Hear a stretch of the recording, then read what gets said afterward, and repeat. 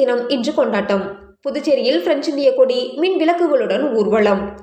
France நாட்டிலிருந்த மன்னராட்சியை கடந்த 1789 ஜூலை 14ஆம் தேதி Paris நகரில் உள்ள பாஸ்டில் என்ற சிறையை அந்நாட்டு மக்கள் புரட்சி மூலம் தகர்த்து முடிவுக்கு கொண்டு வந்து அங்கு மக்களாட்சியை நிறுவினர்.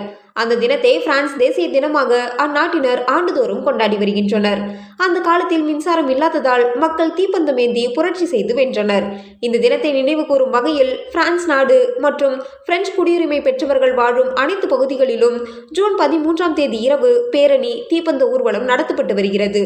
அதன்படி புதுச்சேரி பிரெஞ்சு தூதரகம் சார்பில் கடற்கரை சாலையில் உள்ள டூப்ளக்ஸ் சிலை அருகில் இருந்து பிரெஞ்சு தூதரகம் வரை 2 கிலோமீட்டர் தூரம் டார்ச் லைட் என்ற மின்விளக்கு ஊர்வலம் நேற்று மாலை நடந்தது.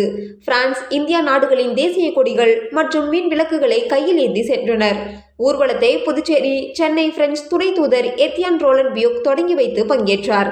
ஊர்வலத்தில் புதுச்சேரியில் வசிக்கும் பிரெஞ்சு குடியுரிமை மக்கள், பிரான்ஸ் நாட்டினர், பிரான்ஸ் நாட்டின் முன்னாள் ராணுவ வீரர்கள், பிரெஞ்சு கல்வி நிறுவன பிரான்ஸ் தேசிய தினத்தை ஒட்டி கடற்கரை சாலையில் உள்ள பிரெஞ்சு தூதரக கட்டிடம் அந்நாட்டின் தேசிய கொடி வண்ண விளக்குகளால் நேற்று இரவு ஜொலித்தது.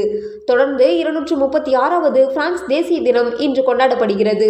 இதையொட்டி புதுச்சேரி கடற்கரை சாலையில் உள்ள போர் வீரர் நினைவிடத்தில் இன்று 2ஆம் உலகப் போரின் போது உயிரிழந்த இந்திய மற்றும் பிரான்ஸ் நாட்டு வீரர்களுக்கு மரியாதை செலுத்தப்படுகிறது.